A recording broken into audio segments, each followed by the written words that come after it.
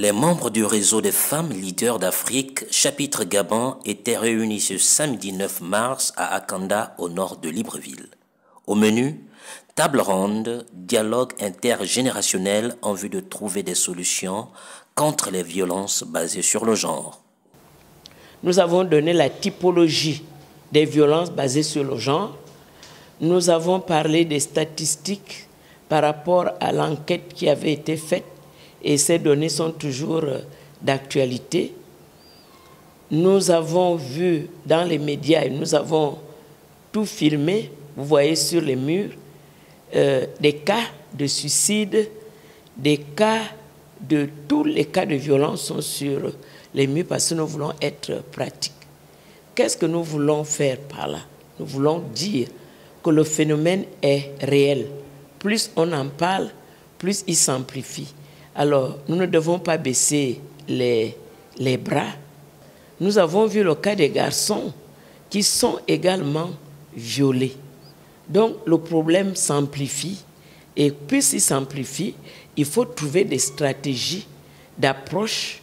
Nous avons parlé de toutes sortes de stratégies. Nous avons parlé de la médiation familiale. Nous avons parlé des officiers de police judiciaire. Nous avons parlé de tout ce qui peut être fait en famille, c'est-à-dire l'appel à la responsabilité. L'appel à la responsabilité des parents que nous sommes. La jeunesse était aussi du rendez-vous pour apprendre de leurs aînés.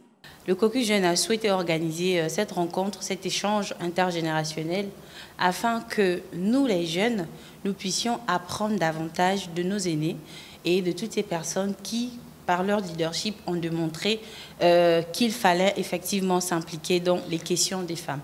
Aujourd'hui, on parle de s'investir en faveur des femmes, mais surtout d'accélérer le rythme. Il faudrait que les jeunes puissent savoir que ce rythme accéléré implique notre citoyenneté, notre capacité à nous impliquer dans la société et surtout de faire preuve de patriotisme par nos agissements. Car pour accélérer le rythme, il faut des jeunes éduqués, des jeunes émancipés, des jeunes qui croient en la vision de ce pays-là, mais surtout des jeunes qui développent le leadership pour devenir les leaders de demain pour représenter le pays à l'international. Attentive aux différentes interventions des plus âgés et des plus expérimentés, les jeunes disent avoir retenu l'essentiel des communications qui leur sont profitables. J'ai énormément retenu plusieurs choses.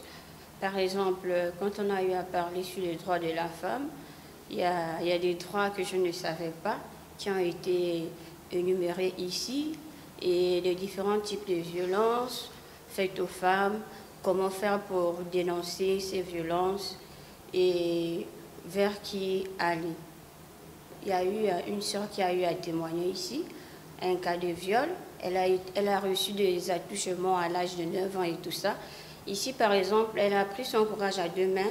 Ça m'a permis de comprendre ici que peu importe ce que nous subissions, nous avons le droit de parler afin de sensibiliser les autres. Les différentes communications, sensibilisations permettent aux femmes victimes des violences de sortir de leur silence et de se battre pour tenter d'éradiquer ce phénomène grandissant.